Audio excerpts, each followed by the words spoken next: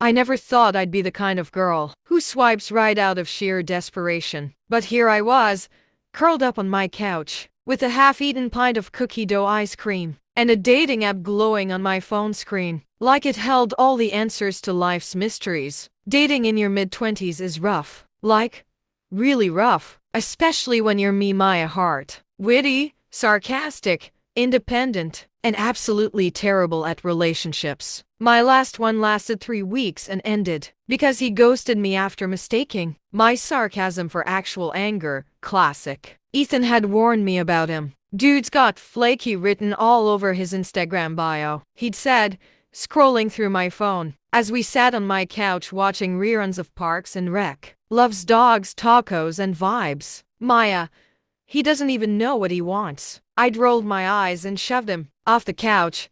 He seemed nice. Sure, real prince material, Ethan had teased, picking himself up from the floor with that stupid smirk of his, the one that always made me want to throw a pillow at his face. That was 2 months ago. Since then, Ethan had been different, quiet almost. We still hung out, but there were moments where he'd stare at me like he wanted to say something important and then just shrug it off. It was weird and kind of annoying. I mean, if you have something to say, just say it. So here I was, downloading the most low-key, non-threatening dating app I could find, not expecting much, just hoping to maybe meet someone who wouldn't make me cringe within 5 minutes. And then came Alex, my first match. At first, I didn't think much of it. His profile was vague, but cute enough. A photo of him holding a coffee mug with one hand, blurred background. He wrote, looking for someone who laughs at their own jokes and believes in late-night texts. I snorted.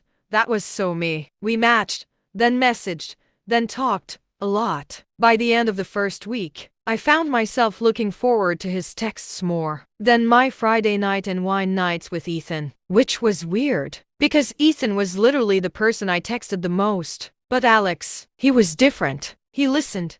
He asked questions. He remembered the little things. When I mentioned I hated cilantro, he sent me a meme of a guy yelling, "Not the cilantro." When I told him I used to write bad poetry in high school, he asked to see one. I sent him the worst one I could find, and he responded with a haiku in return. I laughed until my stomach hurt. It wasn't just the humor, it was the way he saw me, like he already knew me, like he understood me in a way no one else ever had. And yet, I barely knew anything about him. We hadn't video called. We hadn't even spoken on the phone. Just words.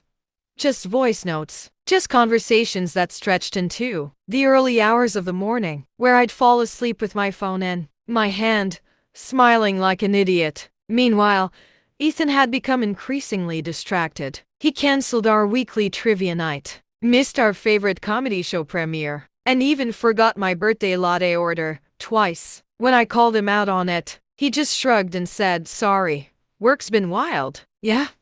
Okay. But honestly, I didn't care, because I had Alex now. And for once, I felt like I was finally getting lucky in love. It started with a phrase. One tiny, stupid phrase that made my brain short-circuit. I was brushing my teeth when Alex sent a voice note. I clicked play while rinsing my mouth and heard him say, "You can't handle the deets, Heart." I froze. The toothbrush clattered into the sink. Only Ethan said that always did. Every time I pushed him for too many details about something, he'd say, "You can't handle the deets, Heart," with that same stupid lilt in his voice. I replayed the message.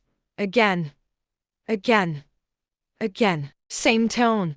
Same cadence. Same everything. No way. I dropped down onto my bed, heart thudding in my chest. Was this some bizarre coincidence? Or was it not? I scrolled back through our messages, reading them again like I was solving a mystery. And the more I read, the more patterns I saw. The way he quoted obscure comedies only Ethan and I watched together. The inside jokes no one else would understand. The exact timing of his responses, like he couldn't wait to reply, but also wanted to seem casual. I googled his username.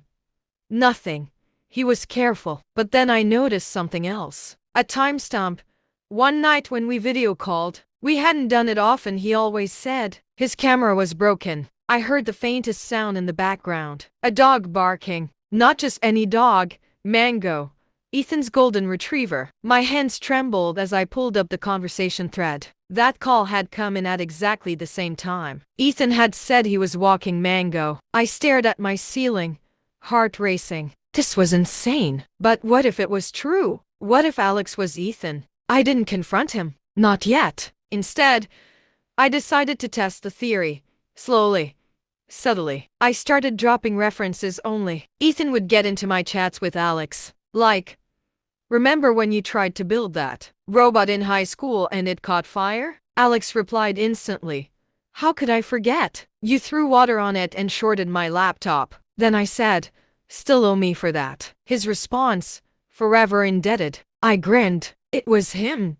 Definitely him. And the best part, he didn't know I knew, which meant I could play along. So I leaned into the flirty banter, the late night talks, the teasing. I let him fall deeper, believing I had no idea who he really was. Meanwhile, real-life Ethan became more awkward around me, more watchful, like he was trying to hide something. We went out for drinks one night, and halfway through, he looked at me and said, have you been talking to someone? I blinked innocently. Is that code for, are you dating someone? No, he said too quickly.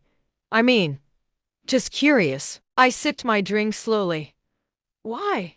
Are you jealous? He scoffed. Please.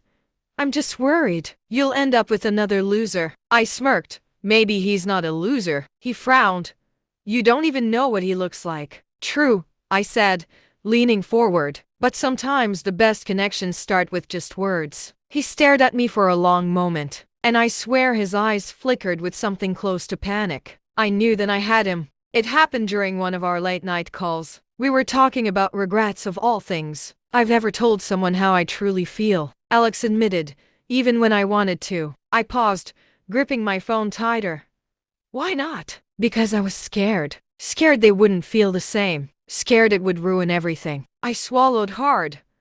What if they did feel the same? There was silence. Then he added, I think I've loved her since the day I met her. My breath hitched. She's smart, funny, kind. She hides it under sarcasm and eye rolls. But she's got the biggest heart. I closed my eyes. It's funny, he continued. I fell in love with her before we ever met on this app. Before any of this.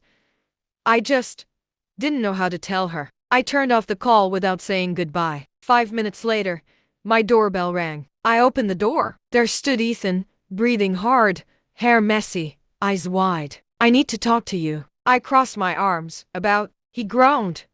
Don't do that. Please. I stepped aside. Come in. He paced my living room like a caged animal. Finally, he stopped and faced me. I matched with you on the app. I recognized your profile. I couldn't help it. I wanted to know what it would be like to talk to you like that, to flirt with you, to be someone new. Just for a little while. I raised an eyebrow. So you lied. I didn't lie, he said. I just omitted the truth. And what's the truth? He took a step closer. That I've been in love with you for years. That every time you dated someone else, I died a little inside. That when you smiled at me, I forgot how to breathe. I stared at him, heart pounding. Did you really think I wouldn't figure it out? I asked softly. His eyes widened. Wait, you knew? I nodded. Since the cilantro thing. He groaned again. Seriously? I stepped closer. You said deets, Ethan. He winced. Okay, fair. Silence settled between us.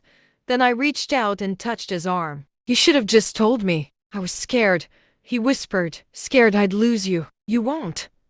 I said, unless you keep lying to me. He smiled nervously. So, you're not mad? I tilted my head. Depends. What are you going to do about it? He didn't hesitate. He cupped my face gently and kissed me. Soft, sweet, perfect. When we pulled away, he rested his forehead against mine. I love you, Maya. I smiled. I know. Adjusting was relatively easy. We were still best friends. Still shared inside jokes. Still argued about movies. Still ate cereal for dinner when we were too lazy to cook. But now, there were lingering touches. Kisses on the cheek. Holding hands instead of bumping shoulders. It was nice. Really nice. We went on dates, real ones. No more pretending to be strangers. We walked through the park, bought matching hoodies, and even dragged each other to our favorite bookstores. He surprised me by buying me a notebook and pen, telling me, "Time to start writing poetry again." I rolled my eyes. "You're gonna regret that." He kissed me, probably. Sometimes we'd sit in my apartment and pretend we were still online. I'd send him a voice note. He'd respond with a cheesy line. It was playful, wholesome, us. And one day, I opened the dating app again. I stared at the screen for a long time. Then I tapped the settings, clicked delete, smiled, and tossed my phone across the couch. Ethan peeked over. "Someone finally deleting that cursed app?" I nodded. "Found what I was looking for." He pulled me into his lap. "Took you long enough." I kissed him again. "Shut up, Cole. Make me heart." We suddenly became Cole and Heart. We were officially a thing for about 3 weeks. When Zoe decided it was time we double date with her and her boyfriend Jake, I groaned when she texted me the plan. Zoe, hey bestie. You and your boyfriend up for drinks tonight? I nearly choked on my coffee. Ethan looked over. "What?" "Zoe wants us to double date," I said, wrinkling my nose. "Like, as a couple." He grinned. "You're horrified." "I'm not horrified," I protested. "I'm just not used to being my heart a girlfriend. It sounds like a rom-com character." He kissed my cheek. "You are a rom-com character, just one who doesn't know it yet." I shoved him playfully. "Fine, but if this goes south, you're buying dessert." That night, we met Zoe and Jake at our usual spot, a cozy little bar with dim lighting and dangerously good mojitos. The second we walked in, Zoe squealed, literally squealed. "Oh my God, look at you two," she gushed. "You look like you've been dating for years." Jake raised an eyebrow. "They probably have. They've known each other since high school." Zoe gasped. "Wait, really?" I nodded. "Yep. He was the annoying guy who stole my calculator and drew a mustache on it." Ethan smirked. "And she was the girl who threatened to duct tape me to a flagpole." Zoe blinked. "So you've always been like this?" "Worse," Jake muttered. We all laughed, and the tension eased. For once, I didn't feel like I had to perform what a couple should be like. We were just us. Flirty banter, inside jokes, and occasional eye rolls. Later, Zoe pulled me aside to the bathroom. She whispered, "Okay, but are you seriously happy?" I smiled without hesitation. "Yeah, like, really happy." She hugged me tight. "Good. He better keep treating you like gold." "He does," I said, "even when he forgets to take out the trash." We both laughed. Living together happened faster than either of us expected. It started with a weekend sleepover that turned into a week. Then another. Soon, Ethan's hoodie was draped over my chair, his toothbrush next to mine, and his favorite snacks in my cabinets. One morning, while making breakfast, I caught myself humming a song, something soft and romantic, and immediately stopped. "What?"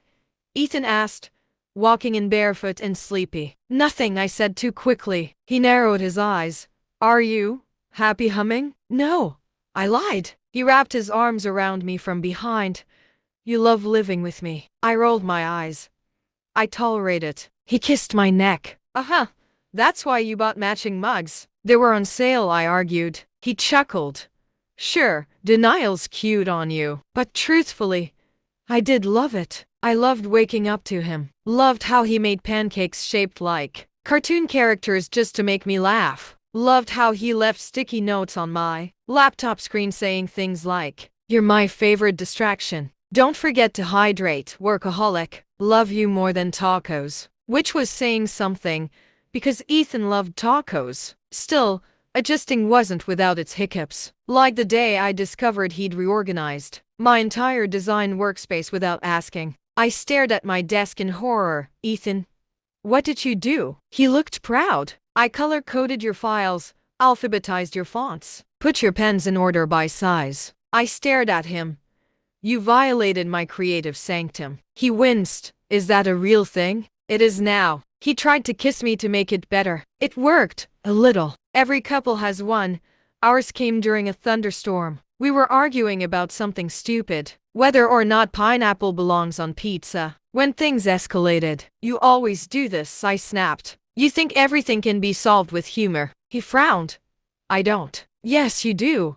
And sometimes I just want you to be serious with me. He ran a hand through his hair. I'm trying, Maya. I'm trying to be what you need. I softened. You already are. You just don't realize it. There was silence between us. Rain tapped against the window. Lightning flickered outside. Then he stepped closer. I don't ever want to hurt you. I touched his face. You won't. Not if you keep talking to me like this. He pulled me into a hug. I'll try harder. I kissed him gently. I'll try too. Later that night, we lay in bed, tangled in blankets, listening to the storm. I still think pineapple on pizza is good, he muttered. I smacked his chest. You absolute menace. Meeting each other's families was next. His mom adored me instantly. She kept telling everyone. I knew it was going to be you, which made Ethan groan and me blush. My sister, however, was less convinced. She's sarcastic. She told Ethan at dinner, "Are you ready for that every day?" He smiled. I've survived 6 years of it. I think I can handle it. My dad liked him, mostly because Ethan helped fix the car and made him laugh with bad tech puns. At the end of the weekend, my mom pulled me aside. You're glowing, she said softly. I haven't seen you like this in a long time. I smiled. I didn't even realize it. She hugged me. Because love looks different when it feels right. Time passed in a blur of laughter, lazy Sundays, and shared dreams. We moved into a bigger apartment together, got a dog, a goofy rescue named Pickle, built a life that felt like it had always been ours. Sometimes late at night, I'd catch Ethan watching me as I worked on my laptop, and I'd smile. He'd ask, "What?" "Just thinking," I said, "about how weird it is that you match with me on that app." He grinned. Best decision I ever made. I leaned into him. Even though I figured it out, especially because you did, he said, means you were paying attention. I kissed him softly, always. He tucked a piece of hair behind my ear. Still my favorite person. And you're still the guy who reorganized my desk without permission. He groaned. You're never letting that go, are you? Nope, I said cheerfully. Not in this lifetime. He laughed and pulled me close. And as the city lights twinkled outside our window, I thought about how fate works in strange ways. Sometimes it starts with a swipe, and sometimes it starts with someone who's been there all along.